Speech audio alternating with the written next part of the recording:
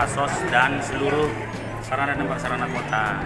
Di antaranya ada jalanan, ada fasilitas umum seperti Pantai Losari sudah diserahkan kemarin.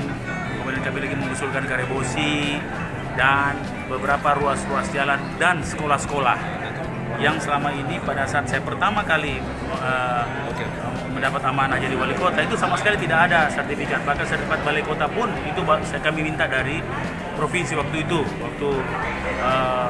tahun di periode saya pertama. Dan alhamdulillah sekarang bantuan BPN tentunya atas pengarahan Pak Menteri, kita banyak mendapatkan difasilitasi untuk pensertifikatan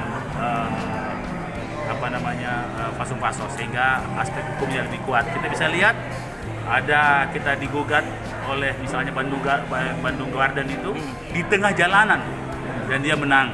Kenapa? Karena ditanya di pengadilan mana sertifikatnya jalan itu. Kan dah jalan terus tidak ada sertifikatnya, baru sementara disertifikatkan. Itu contoh. Ini kan semua hal-hal, jadi banyak hal-hal yang hari ini tentunya kita bisa lebih kuat lah secara hukum. Yang selama ini sangat lemah sekali. Siap. Terima kasih Pak Wali. Oke.